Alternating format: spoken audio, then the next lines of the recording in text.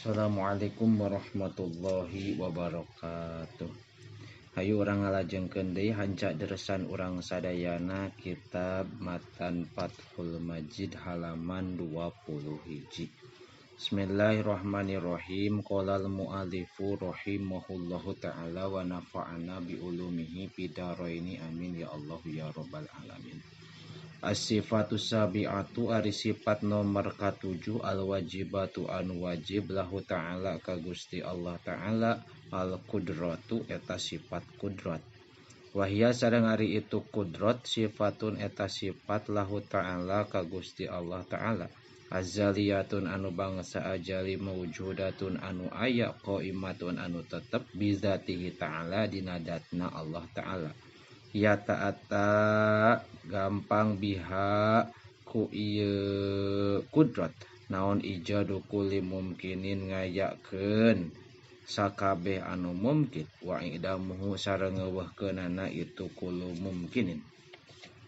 Wa makna ya ta'ata sareng ari makna wa makna sareng ari makna ya ta'ata eta gampang bihaku itu kudrat naon ijadul mumkini ngayakeun anu mungkin anahu sayaktosna kalakuan sareng tingkah ya tahassolu eta hasil bisa babihaku sabab itu kudrat naon ijadul mumkini ngayakeun anu mungkin ai ikhrajuhu tegasna ngaluarkeun mungkin minal adami tina eueuh ilal wujudi kana aya fata ta'allaqu mangka ta'alluq itu kudrat bil ma'dumi kana anu eueuh fatakunu mangka aya itu kudrat teh sababan eta jadi sabab fi ijadihi dina ngayakeunana mungkin wabil mawjudi sareng kana anu aya fatakunu mangka aya itu kudrat teh sababan eta jadi sabab fi idamihi dina ngeuweuhkeunana mungkin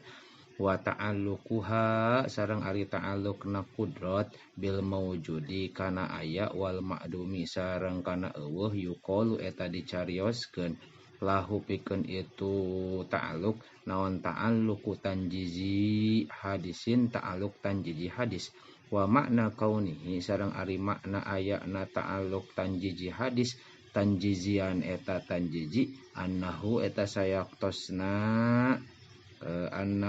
sayaktosna kalakuan sareng tingkah ta'allaqo eta cumantel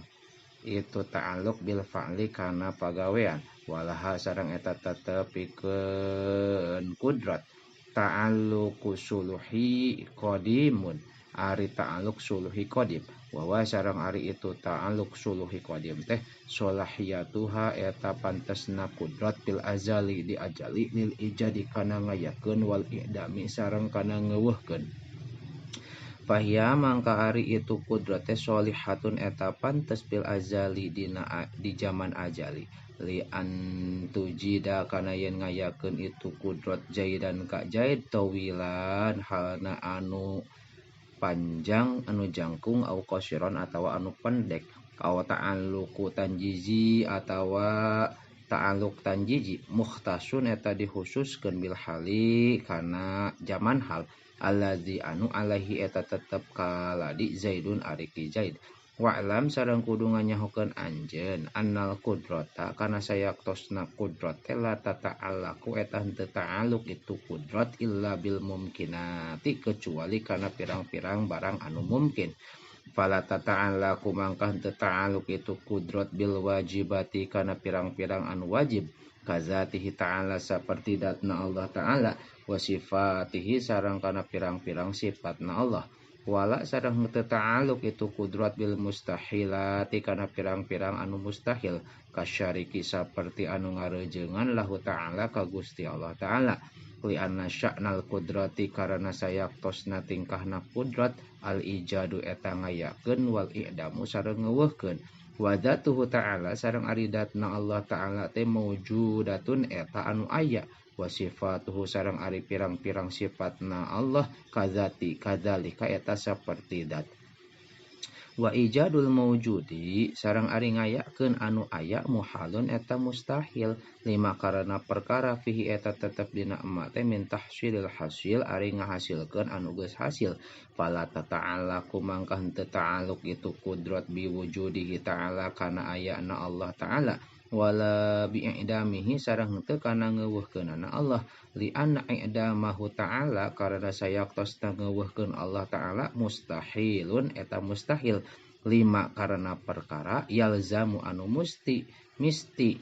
alaihi kana manaon minal fasadi tina karuksakan wal mustahilu sareng mustahilu sareng ari mustahil wal mustahilu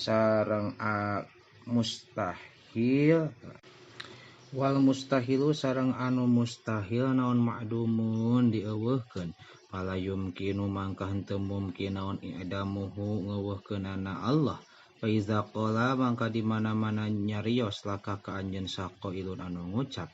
hal Allahu qadirun ala ayyattakhida syarikan hal Allahu naha ari Allah teh qadirun eta anu kawasa ala ayyattakhida kana yen ngajadikeun Allah teh syarikan kana babaturan au jauzatan atawa kana bojo awaladan atawa kana budak fala taqul mangka ulah ngucapkeun anjeun lahu ka Allah wa ari Allah teh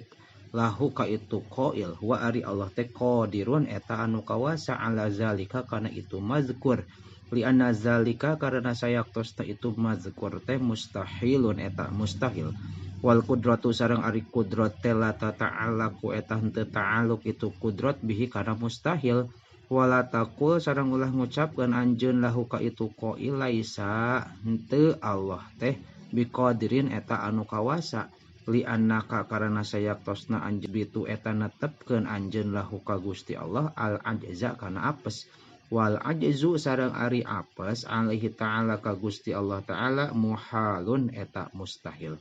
wa inna mataqulu pasti na ngucapkeun anjeun hadza ari ieu mustahilun eta mustahil wa qudratuhu ta'ala sareng ari qudratna Allah ta'ala la tata'allaqu eta henteu ta'alluq itu qudrat bil mustahili kana anu mustahil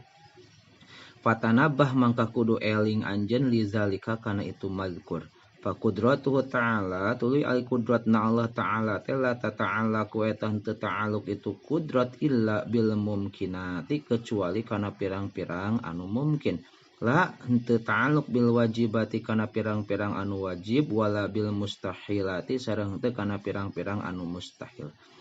wa'lam sareng kudu terang anjeun annahu sayaktosna kalakuan sareng tingkah la ta'siro eta henteu napakan lil